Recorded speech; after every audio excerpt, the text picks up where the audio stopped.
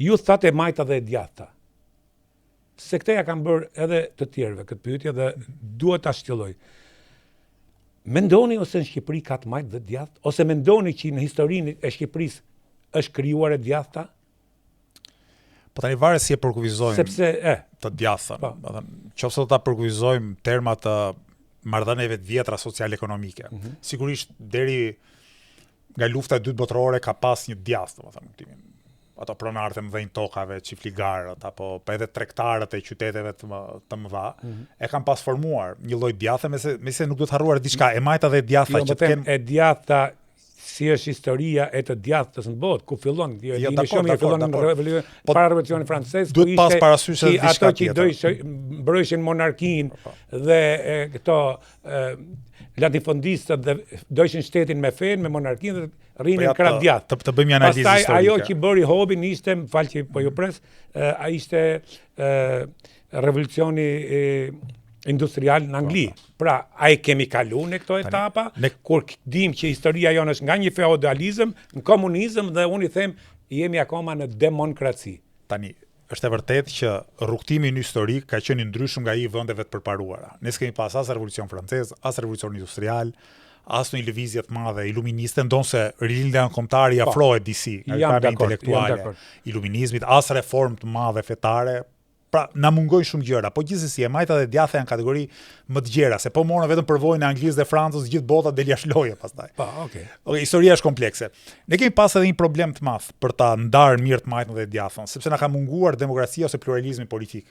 Mungesë pluralizmit politik, kur ti ke një mbret apo një diktator, është e vështirë që pastaj forcat të rivalizojnë dhe të kërkojnë vota në bazë të përfaqësimit të stresave shoqërore apo të ideologjive. Gjithsesi, në momente të caktuara historike kemi pasur jehona të themi të smajtës e të djathtës. Në vitet 20 kishte një krah më përparimtar që mund ta quajmë afër të majtës, kishte një krah më të djathtë që përfaqësonte le të themi këto pronarët e mëdhenj tokave dhe tregtarët e mëdhenj. Gjatë luftës botërore ka pas një lloj ndarje. Sigurisht nuk ka pas klasë punëtore të mirëfillt, as në një lloj borgjezie industriale që thuash kemi kontradikta si në Manchester, nuk jemi aty. Por prap ka një lloj divergjence. Në vitet 90 për shembull ka pasi debat shumë interesant nga pikpamja ideopolitike midis PS-s dhe PD-s. Unë mendoj që ka qenë momenti i fundit kur ka pas një lloj kontrasti midis asaj që mund të quhet e majtë dhe asaj që mund të quhet e djathtë. Flas gjithmonë për vitet 91, 96, 97 pa e marrë ferra uratën.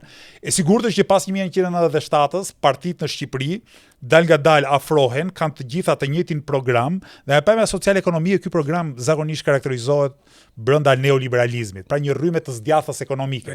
Jo djathtës politike, kulturore, por kryesisht të djathtës është dhe në botë ekonomike. Edhe nëpër botë ka ndodhur një proces i tillë. Dallimet ideologjike ndonse në botë larmia ideopolitike vazhdon të jetë më e madhe. Gjithsesi, pas 2008-s, pas krizës së madhe të asaj që mund të quhet kapitalizmit global, edhe majta dhe me djathta nëpër botë kanë filluar të skaliten një çik më shumë. Edhe në SBA, fenomene nga një ranë si Donald Trump, nga ana tjetër si Bernie Sanders, tregon që ka më shumë diversitet politik dhe ideologjik. Unë po them, unë mendoj që se e kisha pyetje këtë për më poshtë, po shkohet në ekstreme.